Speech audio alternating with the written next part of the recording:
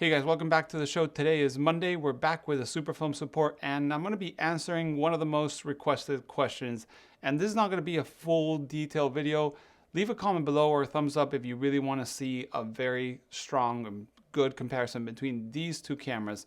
So the super film support today is somebody asking me, they're buying their first large format camera and why should they maybe go for an Intrepid or for a Chamonix 4x5.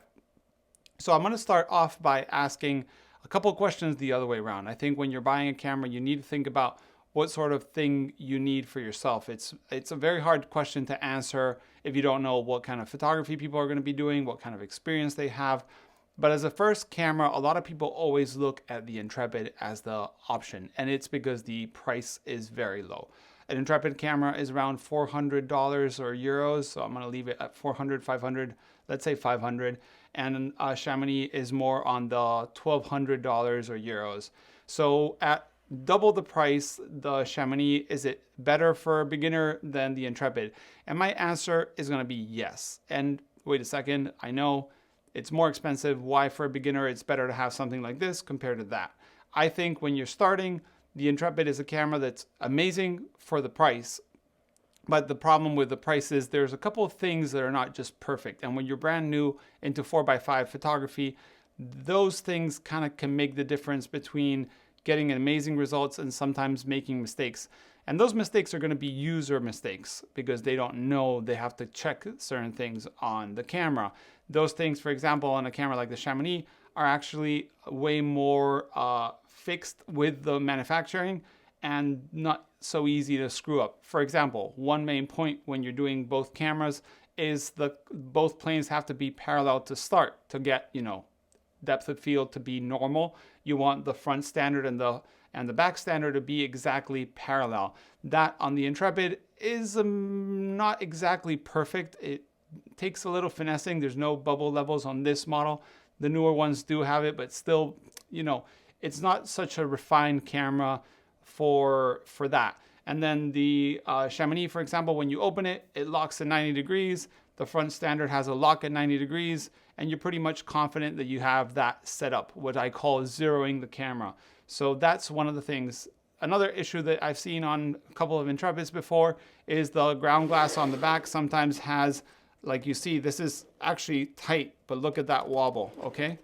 So that is not happening on a camera like the Chamonix where I'm moving the whole table before the back even moves. So this versus this is to me very important when you're new. I always recommend the Intrepid camera for someone that maybe knows what they're doing already and is ready to be careful ahead of time with a, let's say, less capable camera. It doesn't mean you'll take better pictures with this camera than with this camera. They will take exactly the same pictures if you know what you're doing. But if you're brand new to shooting large format, and sheet film is not cheap. Color film comes around $5 and then developing and scanning. Black and white, couple dollars plus developing and scanning.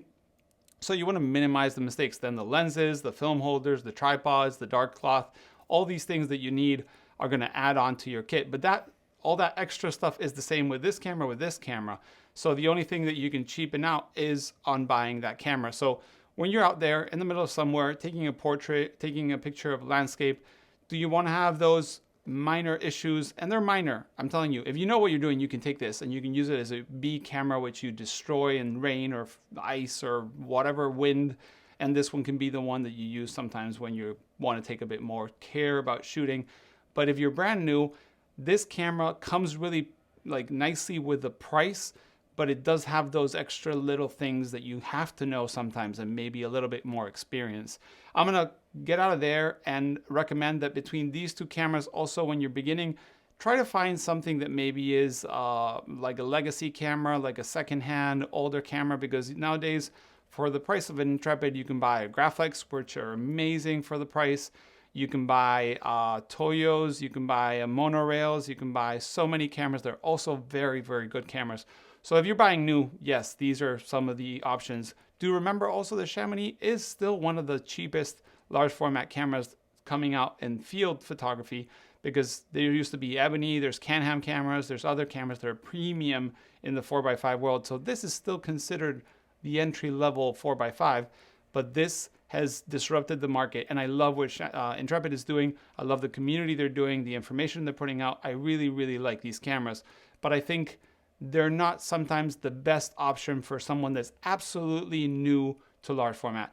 Like I said, the little details that you need to be aware beforehand taking a shot on this camera are so much that it can make mistakes that you'll get very upset. And there's one thing, when you're learning large format where nothing is really standardized, and 4x5 is the most standardized format, and you make a mistake, you get so upset. It's so upsetting that you got that image, that you previewed the ground glass, that everything was perfect, and then suddenly, I don't know, your back wasn't giving exactly the pressure you want because the Intrepid has a system it's improved, but it still is a little bit more flimsy. Like this one, actually, you can see, you see that little wobble? That, if you're focusing here and then shooting here, there's a millimeter difference between those two. And yes, maybe I can be more careful, but I know, for example, when I'm going to focus, to push the ground glass back, and when I want to shoot, I'm going to hold the ground glass and push it down a little bit so it clicks there. In exchange, when I'm using the Chamonix, this, like, you can feel the difference. You see, this is wobbly, this one doesn't wobble. So like, these differences to me are worth buying something like this if you're brand new into film photography, 4x5 especially. So yeah, is it a bad option? No, it's not. Is it a better option than this? Only if you know what you're doing. If you're very experienced, I think an Intrepid can be an amazing tool. If you're brand new and maybe are scared of things and you got no one to teach you large format, go with something like a Chamonix, or like I said, some of the legacy cameras, secondhand cameras. I'll leave the link to these both cameras, but also a couple of different options that I highly recommend on the link below, or the description box below.